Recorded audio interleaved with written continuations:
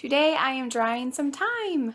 Not the time like the clock, but the time like the herbs. So I'm going to take you along with me really quick, really easy, and maybe a way that might be easier for you rather than going through like a whole drying rack and all that stuff. So here we go.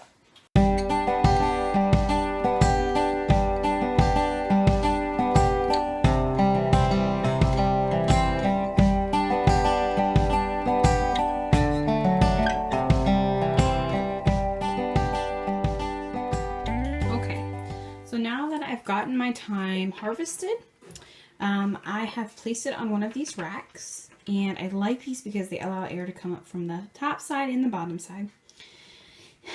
They try as much as possible to place them in a single layer, but if you get some like this guy here, he's got lots of stems. It's okay, because with this, like I said, it does allow that air to flow through. There is another option, which is just having it on a baking sheet. I don't prefer this option, but it's also doable. So I have preheated my oven to 170 degrees. Now, that is only because that is as low as my oven goes down. If your oven goes down a lower amount, like even down to like 150, that is awesome. So the concept of drying is very basic.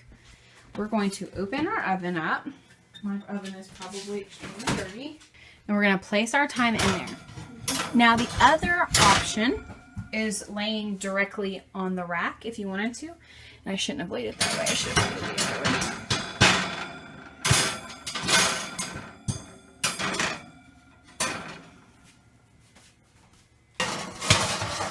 way. Okay, so I've got my thyme in there. Now this is very important. I'm going to close it almost all the way, but I'm going to leave a crack in my oven door. Okay. If you want to get technical, you could place something like one of these in the oven door so that it's cracked, but it's not letting a ton of air out. I don't know if you can see or not. Okay. So we're going to leave the thyme in there. I'm going to check it every 20 minutes. The purpose for leaving the door open is so that the air is constantly flowing. You're not cooking the thyme. You're trying to dry it out, not cook it. So that keeps the airflow going and all of that good stuff. Shh. So I'm going to check it every 20 minutes. The last time I did this, it didn't take very long. It probably only took half an hour to 45 minutes, but it just depends on the batch, depends on the time. Now, with the cookie sheet one, I am going to want to flip that over once just so I can make sure everything is dried out. But the other ones, you can leave it alone. Now, like I said, your other option is to pull up big clumps of thyme, the bigger stems, and just lay them directly on the rack, the oven rack, but I don't like to do that. I like the other tray, so we'll show you what we have soon. Okay, so we're about 15 minutes in,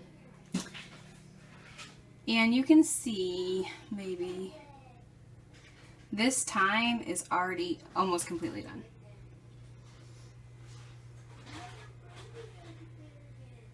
It's already shriveled up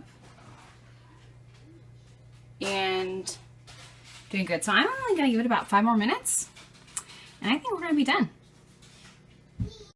Okay, so the thyme is just about done. It just needs like 2 more minutes. So I've turned the oven off and I've opened the door up. Okay, so that's going to allow it to finish off without burning, and it's going to get it nice and done. Okay, so the big question is, how do you know when it's done?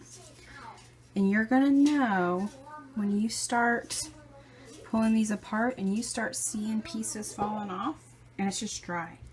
And there's no wet pieces at all, and they're curled up. See how these are? I wonder if I can zoom in real quick. See how they're curled up? Okay, and listen. You might not be able to hear it, but it's just crunchy, okay? Not burnt, crunchy. Okay, so I've got last year's jar here. I just keep it in a little jar, a little oyster jar. I do have some of last year's still in there. It smells good.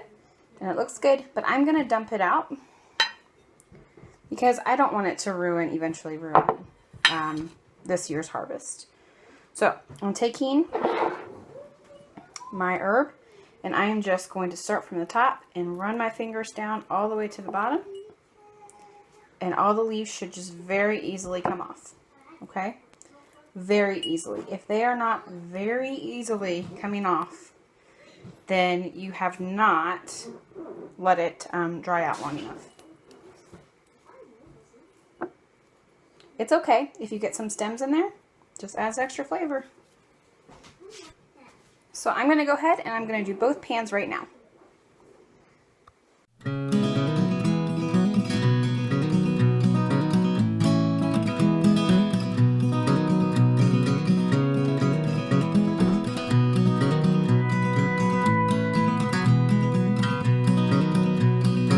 So we got quite a bit. I mean, it doesn't look like a lot, but it actually is. I mean, comparative to what you would get at a store for organic, homegrown, that's a lot in just a little tiny batch that I made. Now I do want to show you, these are all the stems. These easily, as you saw, they easily slid off.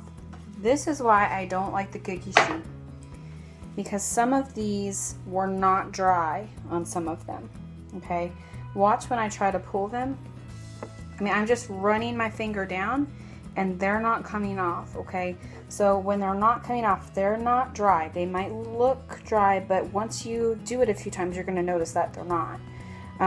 So these can either go back into the oven for a few minutes, or we can throw them out to the chickens. These are the same. These are a little bit more dry than those, but they're still, while they look dry, you can tell they're still very soft. Your herb leaves should be very dry, almost dusty, okay? Dusty looking. So that's it. That is the quick and easy way to dry herbs in your oven. It took me like what, 10-15 minutes tops. Some herbs are different than others, of course, but it allowed me to save time rather than going and building an herb rack and waiting 5 days for the herbs to completely dry out.